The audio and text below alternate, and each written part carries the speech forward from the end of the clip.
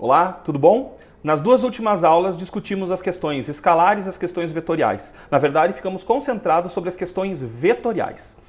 E agora, como conhecemos questões vetoriais, conhecemos grandezas que são vetoriais, nós podemos sair da cinemática e irmos para a dinâmica. Dinâmica é a área da mecânica que estuda o movimento agora, levando em conta as causas desse movimento. Eu não vou ficar escondendo o jogo, não. Eu já vou te dizer qual é a causa do movimento. A aplicação de uma força. Uma força promove a alteração do estado de movimento de um corpo. Então nós vamos olhar agora para a dinâmica. Sim, a dinâmica do Newton. Dá uma olhadinha lá. Veja.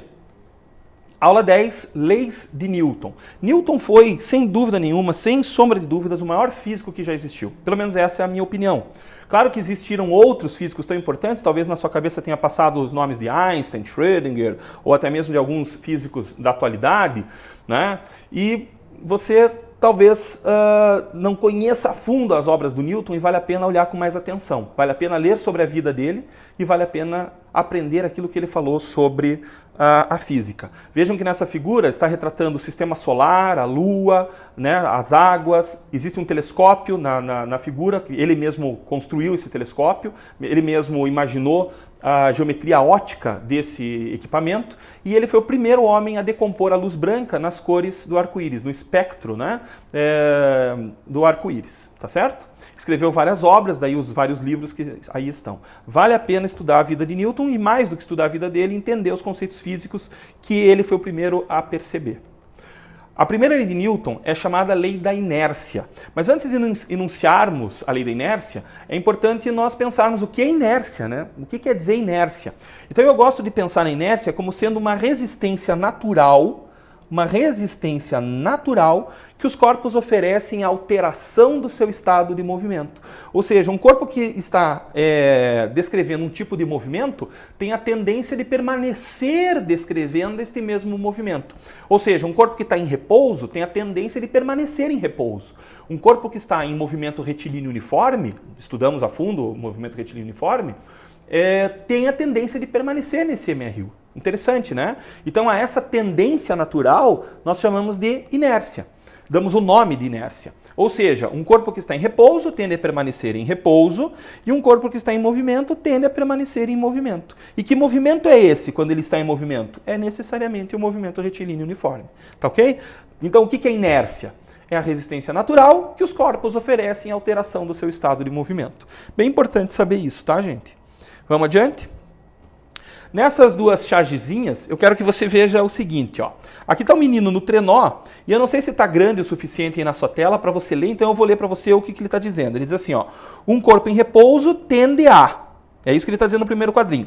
Mas reparem que a matilha toda observa um coelhinho correndo ali na neve. E eles imaginam lá, opa, um coelhinho. O que eles fazem? Saem correndo imediatamente atrás do coelhinho. E por inércia, o cidadão que estava sentado no trenó, que estava em repouso e tem a tendência de permanecer em repouso e não estava segurando firmemente o trenó, acabou ficando para trás e caiu na neve. E termina de falar, ficar em repouso. Então, se a gente juntar as falas do menino ali, vai ficar assim, ó, um corpo em repouso tende a ficar em repouso na última quadrinha. É óbvio que é uma tirinha fortemente relacionada com o conceito de inércia, certo? A inércia do menino fez com que ele ficasse em repouso e a matilha saiu correndo com o trenó e ele ficou para trás. Isso exemplifica a inércia. Um outro quadrinho de baixo, vem lá um skatista e dizendo assim, ó, um corpo em movimento tende, e repare que ele está em movimento, essas linhazinhas no desenho dão a ideia de movimento, né?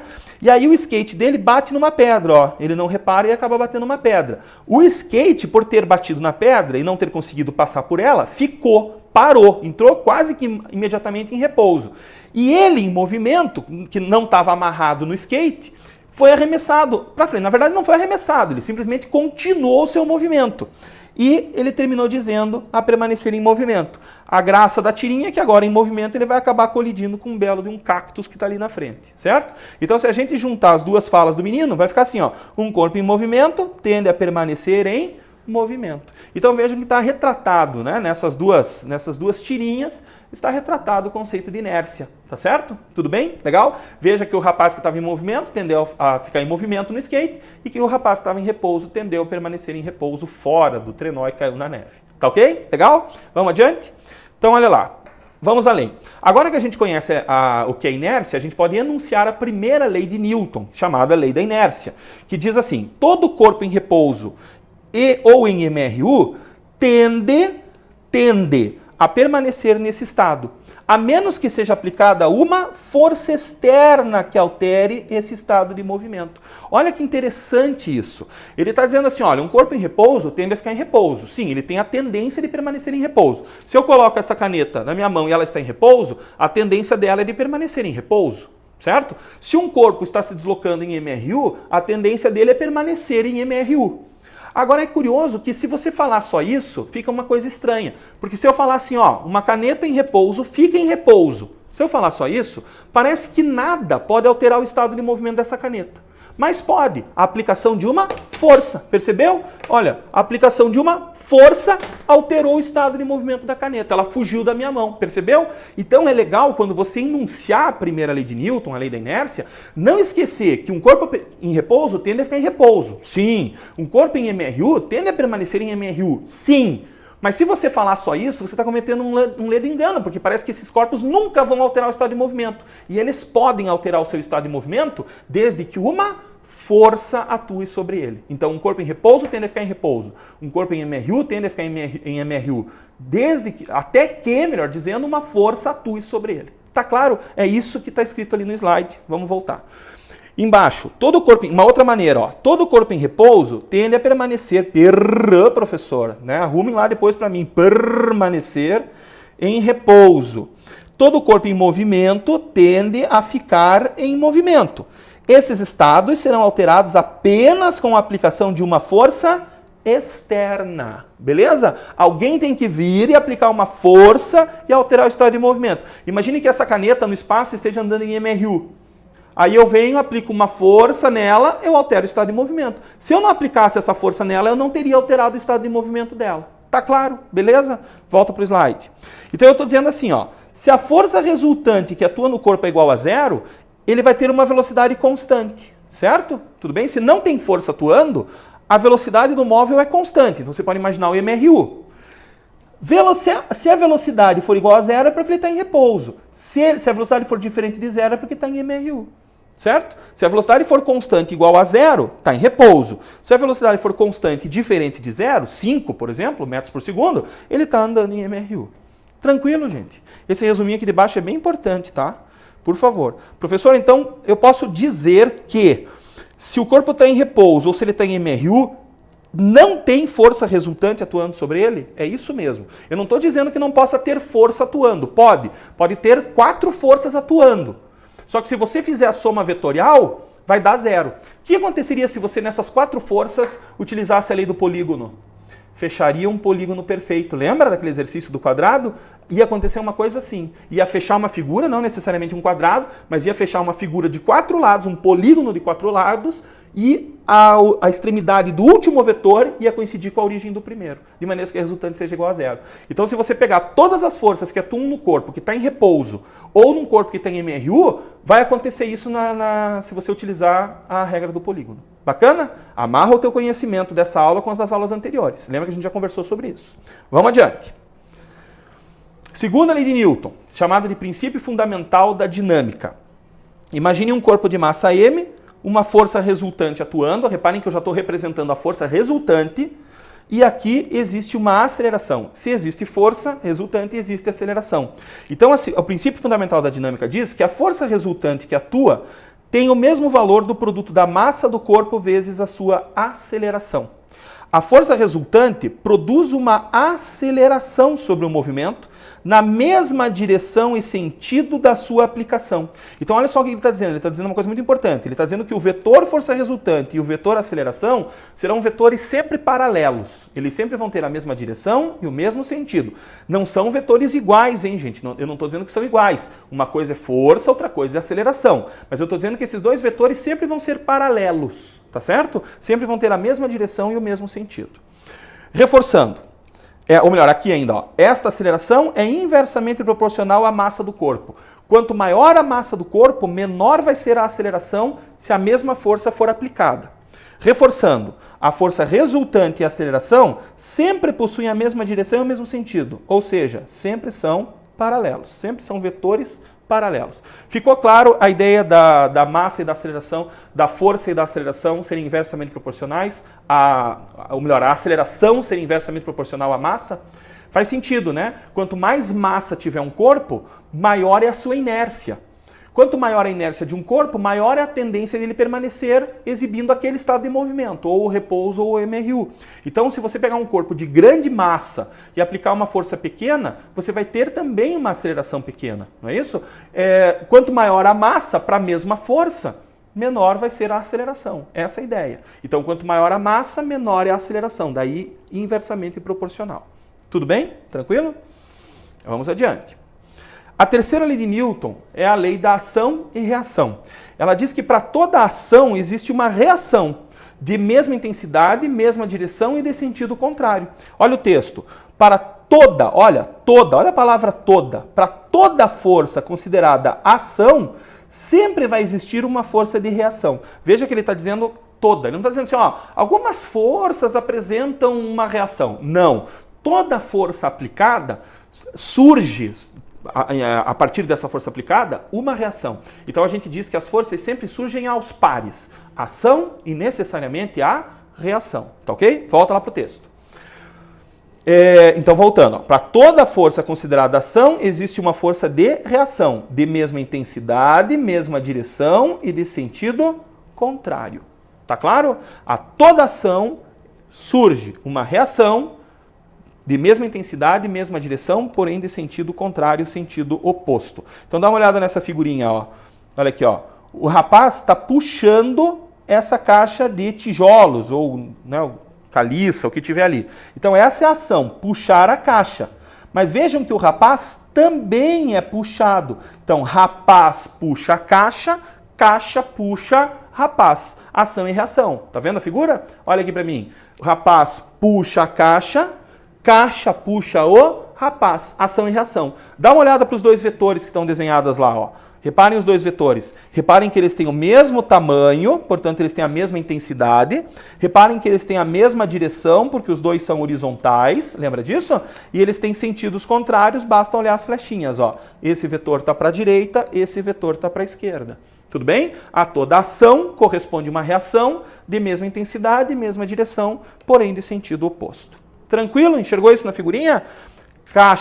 Rapaz puxa a caixa puxa rapaz. Tanto que se o rapaz estiver de meia e a caixa for muito pesadona, ele acaba indo em direção à caixa pela força que foi aplicada sobre ele. Concordam comigo? Faça o teste em casa. Amarre uma corda num objeto pesadão, né, num armário enorme, fique de meia no assoalho encerado e se puxe para você ver. O armário não vem, você é que vai porque você tem uma inércia menor. Por quê? Porque existe realmente uma força atuando em você. Ué, mas quem que está aplicando essa força em você? Se você puxa o armário por uma corda, a corda te puxa por uma força de tração pela reação. Você puxa o armário puxa você através da corda. Tá ok? Pense nisso, reflita sobre essas situações.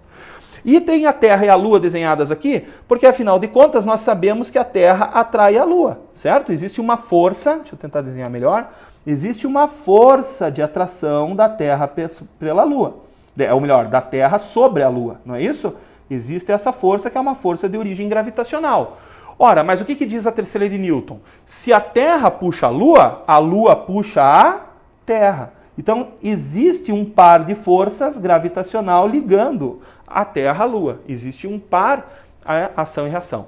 Por que a Lua não cai em direção à Terra? Porque ela está em órbita. Existe um vetor velocidade aqui que garante que ela permaneça executando uma órbita elíptica em torno da Terra, certo? Mas existe sim uma força gravitacional da Lua puxando a Terra, sim. E reparem que esses dois vetores que eu desenhei nessa figura aqui, ó, obedecem à lei da ação e reação. A toda ação corresponde uma reação de mesma intensidade, veja que os dois vetores têm o mesmo tamanho, mesma direção em sentidos contrários. Tudo bem? Tranquilo? Adiante. Aqui, figurinhas de foguete, né? De um foguete e do ônibus espacial. Essa figurinha eu já tinha até usado numa outra aula, né? Mas mostrar agora a questão da ação e reação. Vejam que se o foguete está alterando o seu estado de movimento para cima, é porque existe uma força atuando sobre ele aqui, ó. Existe uma força. Ora, essa força advém do lançamento dos gases, do plasma ou do combustível incandescido, queimando, né, sendo arremessado fortemente para trás. Você pode ver isso na figura. Ora, mas quem aplica essa força sobre o foguete são os gases. Os gases, ao serem expelidos, aplicam a força sobre o foguete. Então, gases aplicam força sobre o foguete. E o foguete aplica força sobre os gases que são arremessados para trás. Então, um foguete se movimenta graças à ação e reação, graças à terceira lei de Newton. Se o foguete aplica força nos gases e os lança para trás, os gases aplicam força no foguete e o lança para frente. Tá ok? Então, esses dois vetores que vocês estão vendo desenhados aqui, ó, nessa figura, obedecem à terceira lei de Newton. Observem que eles têm a mesma direção, né? Eles têm o mesmo tamanho, eu tentei desenhar eles com o mesmo tamanho, mostrando que eles têm a mesma intensidade, eles têm a mesma direção e têm sentidos contrários. O mesmo ocorre no ônibus espacial, né? O ônibus espacial está sendo lançado porque está expelindo os gases, né? Então ele é arremessado para cima, e o foguete aplica força sobre os gases também. Então esses caras são lançados, esses foguetes são lançados em função da terceira lei de Newton. Tudo bem? Adiante. A força-peso. Qualquer objeto colocado nas proximidades da Terra é atraída por ela em função do seu campo gravitacional, certo? E essa força aplicada em função da existência do campo gravitacional terrestre sobre um corpo de massa m, nós chamamos de peso. Então a força-peso é a força com que a Terra atrai os corpos. Por isso que nós temos peso, porque nós somos, a nossa massa, inclusive a nossa massa corporal, ela é atraída pela Terra em direção ao seu centro. É isso que eu estou mostrando na figura, volta lá. Então eu posso calcular o peso de um corpo como P igual a m vezes g, onde g é a aceleração da gravidade na superfície. Cuidado que aqui onde eu coloquei, aqui o g é diferente do 9,8. Quanto mais longe nós estivermos da Terra, menor é o valor da aceleração gravitacional. Então na superfície da Terra, né, isso aqui é na superfície da Terra, ele vale 9,8 metros por segundo ao quadrado, certo? Então lembrem disso, o peso é uma força de origem gravitacional, porque em torno da Terra existe um campo gravitacional que aplica uma força sobre os corpos chamada força peso. E o peso é dado por m vezes g. Reparem que esse P igual a m vezes g tem a mesma estrutura da segunda lei de Newton. Lembra que a segunda lei de Newton diz que a força resultante é igual a massa vezes a aceleração. Reparem que a força resultante aqui seria apenas o peso atuando, a massa do corpo e uma aceleração, que nesse caso é a aceleração da gravidade g. Tá certo? Então, de certa forma, eu posso dizer para vocês que esse cálculo para o peso é, na verdade, a segunda lei de Newton alterada para se calcular o valor da força-peso, né? P igual a mg, força resultante igual a massa vezes a aceleração, é a mesma coisa, certo? Tudo bem? Adiante. Exercícios. Primeiro exercício, mais uma tirinha, dá uma olhadinha, uma tirinha do Garfield agora, e ele diz assim: analisando-se a tirinha, podemos justificar a posição em que os personagens ficaram no quadro final pela. Então dá uma olhadinha, vamos olhar para esse primeiro quadrinho aqui. O Garfield está dizendo assim, para que serve essa manivela? Essa manivela que ele achou ali é o freio de mão. E ele puxa o freio de mão e pelo texto, pelas palavras que aqui aparecem, scree-tonk, né, onomatopeias, né, assim fala, o que será que aconteceu? Ó? Olha o tamanho da cara do Garfield, do Odd e do John ali, ó, né? Tá bem maior, eles estão colados no vidro, percebe? Por que isso aconteceu? Porque se eles estavam em movimento e bruscamente frearam e estavam sem cinto de segurança, isso é muito grave, eles foram arremessados para frente e colaram as caras, né, o rosto no vidro. Como é que se explica que eles, estando em movimento, permaneceram em movimento? Quem explica isso? A lei da independência dos movimentos lá do Galileu? Não. A propriedade denominada inércia, pode ser, né? Um corpo em movimento tende a permanecer em movimento, não é isso? C, conservação da quantidade de movimento, nem estudamos isso ainda. A terceira lei de Newton, ação e reação, não explica por que eles continuaram em movimento quando o carro freou. E conservação da energia mecânica também não. Então ficamos com o conceito de inércia, porque se eles estavam em movimento no primeiro quadrinho, a tendência era permanecer em movimento e acabaram grudando a cara no vidro do carro, né? Então marcamos a letra B por uma questão de inércia. Tá claro, gente? Legal? Adiante. Exercício 2. As estatísticas indicam que o uso do cinto de segurança deve ser obrigatório para prevenir lesões mais graves em motoristas e passageiros, no caso de acidentes. Fisicamente, a função do cinto está relacionada com a. Então veja, por que nós utilizamos cintos de segurança? Numa colisão, a tendência é eu ser arremessado pela frente por uma questão de inércia, não é isso? Tudo bem? Se eu estou em movimento e o carro colide, a tendência é eu permanecer em movimento. Ao permanecer em movimento, eu posso colidir com o volante, com o vidro, com os bancos, no caso dos passageiros traseiros. Então, daí a importância da utilização do cinto de segurança. É uma pena que no nosso país deva ser obrigatório a utilização do cinto, porque senão você leva a multa. É uma pena que nós todos brasileiros, ainda respeitamos as leis só porque elas doem no nosso bolso. E não por uma consciência científica, uma consciência social. Quem sabe um dia nós vamos atingir esse nível, né, gente? Então, todos nós deveríamos, independente de alguém nos obrigar a salvar a própria vida, nós deveríamos afivelar o cinto sempre, tá certo? Eu sei que existem casos onde as pessoas dizem, mas o cinto atrapalhou. Gente, mas olhem as estatísticas, observem as estatísticas, certo? Você vai estar muito seguro afivelado ao cinto de segurança, não vacile nesse sentido, tá certo? Tudo bem? Então, volta lá. Então, eu acabei já dizendo, né, que tem a ver com inércia. Então, a gente tem que procurar qual dessas leis envolve a questão da inércia, não é isso? Primeira lei de Newton tem a ver com a lei da inércia? Tem a ver com inércia? Sim, ela é a própria lei da inércia, não é isso? Então nós já marcamos a letra A como verdadeira. Só por curiosidade, vamos dar uma olhadinha. Vamos dar uma olhadinha nessas outras leis, o que eles dizem. B, lei de Snell, não, isso tem a ver com a ótica, né, da refração. Lei de Ampère, não, isso tem a ver com circuitos elétricos, né? Tem a ver com corrente elétrica.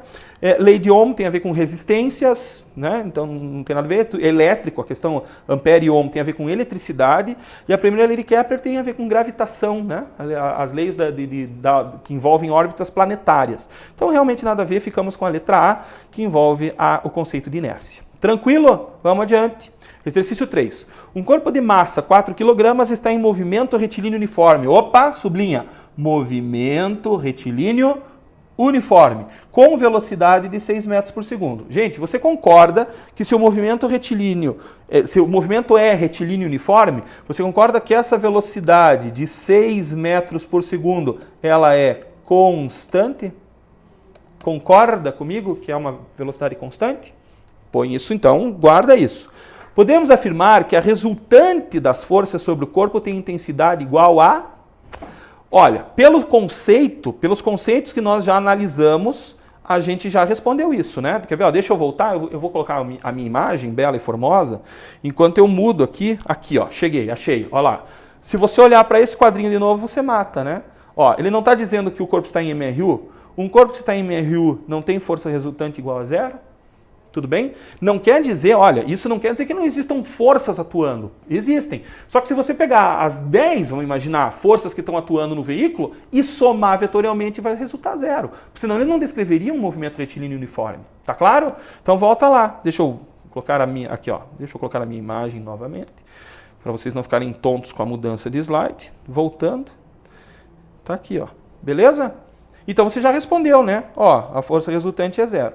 Existe uma outra maneira da gente chegar nisso. Eu acho importante a gente ver as duas maneiras. Veja, se eu estivesse fazendo essa prova e caísse essa questão na minha frente, eu ia pensar daquela maneira, como eu mostrei para vocês. Opa, movimento retilíneo uniforme, força resultante é igual a zero, porque a velocidade é constante e uma força altera o estado de movimento do carro. Se a velocidade é constante e ele está andando em linha reta, então a força resultante sobre ele é zero. Eu marcaria a letra A e ia embora. Tchau, não quero mais ver essa questão, eu vou para a próxima. Só que existe uma maneira matemática da gente lidar com isso, é isso que eu quero mostrar para vocês. Volta lá. Eu poderia pensar assim, ó, a aceleração seria a variação da velocidade pelo tempo. Concordam comigo? Lembram dessa equação, né, das aulas passadas? Ora, então a aceleração vai ser velocidade final menos a velocidade inicial dividido pelo intervalo de tempo. Igual. Ele não fala nada do intervalo de tempo, mas nem precisa. Qual foi a velocidade final? 6. Menos. Qual foi a velocidade inicial? 6 dividido por ΔT. Gente, quanto que dá o numerador? 6 menos 6 dá 0. 0 dividido por qualquer intervalo de tempo vai dar 0. Então não tem aceleração no movimento, reparem. E é de se esperar, porque se tivesse aceleração, o módulo da velocidade iria variar, certo? Agora pega a segunda lei de Newton. Vamos separar aqui no cantinho. Pega a segunda lei de Newton. Força resultante é igual a massa vezes aceleração. Segunda lei de Newton. Então vai lá, vamos calcular a força resultante. Força resultante é igual a massa do corpo, que não foi dito. Ah, não, foi dito sim. 4 kg. Vamos substituir. 4 kg. Está aqui, ó. 4 kg. Vezes a aceleração. Quanto vale a aceleração? 0. Então, força resultante que atua, 0 newtons. Olha lá. Tá ok? Claro que não precisa fazer essas contas. Não há a menor necessidade de fazer essas contas. Existe um raciocínio, uma questão conceitual que te leva à resposta correta. Mas é bacana ter essa visão também a respeito das equações, certo? Ó, vou deixar aí mais um pouquinho para você dar mais uma olhada. Ó, né? Utilizei o cálculo da aceleração e utilizei a segunda lei de Newton. Uma das leis mais importantes que a gente tem para aprender no ensino médio. Força resultante é igual a massa vezes a aceleração. Tudo bem? Tranquilo? A gente pode aprofundar nas próximas aulas, né, essa questão da força resultante igual a massa vezes a aceleração. Lembrem que essas primeiras aulas são aulas de nivelamento, são aulas de revisão. Então, por enquanto, a gente passa meio rapidinho, mas depois a gente pode discutir um pouco mais a fundo a relação matemática entre essas grandezas. Embora tenhamos discutido a relação inversa que existe entre massa e aceleração, né? Tá ok? Vamos adiante. Exercício 4. Certas cargas transportadas por caminhões devem ser muito bem amarradas na carroceria, para evitar acidentes ou mesmo para proteger a vida do motorista, quando precisar frear bruscamente o seu veículo. Esta precaução pode ser explicada pela... Eu não sei se vocês conseguem perceber, essa figurinha que está aparecendo na internet várias vezes, vocês devem já ter visto, né? O cidadão freou o caminhão, mas a pedra que ele estava carregando não freou, ela continuou a manter o seu estado de movimento e acabou amassando lá o caminhão, ó. Né? Espero, sinceramente, que o motorista não tenha se machucado. Mas mesmo que ele não tenha se machucado, ele tomou um baita de um susto. Né? Toda a carga deve ser presa. Não houve o atrito da pedra com o fundo ali do caminhão, não foi suficiente para retardar o movimento da pedra. Né? Por quê? Porque ela tem uma massa muito grande. Se ela tem uma massa muito grande, ela tem com certeza uma grande inércia. Se ela tem uma grande inércia, a tendência dela manter o estado de movimento dela foi muito grande. Então como é que você explica isso? Pela lei da inércia, de novo, primeira lei de Newton, a tendência da pedra de permanecer em repouso. Certo? Vamos adiante? Tranquilo a ideia? Exercício 5. Um corpo de massa 2 kg que pode deslizar sobre uma superfície plana está sujeito a um sistema de forças representados a seguir. Sabendo-se que nenhuma outra força atua sobre o corpo, qual é o módulo de sua aceleração? Olha que interessante. Então vejam que eu tenho um corpo aqui no meio e ele está sujeito a 4 forças. Ora, para calcular a aceleração, eu vou usar força resultante é igual a massa vezes a aceleração. Mas eu preciso saber qual é a força resultante para conseguir calcular a sua aceleração através da segunda lei de Newton. Então, quanto vale a força resultante? Então, vamos olhar. Ele diz que cada 2 quadrinhos desse representa 1 newton, tá? Mas eu vou olhar em termos de quadrinhos primeiro, tá? Então, vem cá. Olha para o vetor F1. Quantos quadrinhos ele tem? 1 de intensidade, vamos dizer. 1, 2, 3, 4. O F3, que tem o sentido contrário, tem 1, 2, 3, 4 também. Então você concorda que a força resultante em Y é igual a 0? Né? Porque a força que puxa para cima é igual à força que puxa para baixo. Então, no eixo Y, no eixo vertical, a resultante é 0. E quanto vale a resultante no eixo horizontal? Então, olha só, eu tenho aqui 1, 2, 3, 4, 5 quadradinhos para o F2, 1, 2, 3 quadradinhos para o F4. Então, e eu somo ou subtraio? Subtraio, porque eles têm sentidos contrários. Então, sobra uma resultante para cá, que é a força resultante em X, que equivale a quantos quadradinhos? 2 quadradinhos. Concordam comigo? São 2 quadradinhos. Ora, mais 2 quadradinhos. 2 quadradinhos representam o quê? 1 newton. Então, a força resultante é igual a 1 newton. Concorda comigo? E essa força, obviamente, é horizontal para a direita, né? Horizontal para a direita. Concordam comigo? Beleza? Agora sim eu posso aplicar a segunda lei de Newton. Vou fazer isso aqui no cantinho. Vê se você enxerga legal lá. Ó. Força resultante é igual a massa vezes a aceleração. Qual é a força resultante? 1 newton, horizontal para a direita. Que é igual, qual é a massa do corpo? 2 kg vezes a aceleração. Então a aceleração vai ser 1, esse 2 que está multiplicando passa dividindo meio. Deixa eu apagar esse vermelhão aqui. Então a aceleração vai ser de meio metro por segundo ao quadrado. Marcamos a letra E. Tranquilo? Beleza? Bacana isso, né? Esse exercício é legal porque eu tive que resolver o sistema de forças utilizando a adição vetorial das aulas anteriores e a aplicação da segunda lei de Newton, que diz que força resultante é igual a massa vezes a aceleração. Legal? Bacana? Vamos voltar um pouquinho no slide? Ó. Dá uma olhadinha lá. Entendeu esse negócio? Resultante em y é 0, resultante no eixo x é 1. Então a força, como só tem a força resultante em x, ela é a força resultante total. Não sobrou nenhuma outra força. Então ela é a força resultante total. Então vale 1 Newton, a massa vale 2, passa o 2 dividindo, eu tenho que a aceleração vale meio metro por segundo ao quadrado. Essa é a força, essa é a melhor aceleração que atua no corpo. Tranquilo, gente? Beleza? Dá uma lida sobre esses conceitos, dá uma olhada com bastante atenção nas leis de Newton, primeira, segunda e terceira leis, elas são bastante importantes e aparecem em todos os vestibulares, inclusive no Enem. Tá bom? Abraço, até a próxima aula.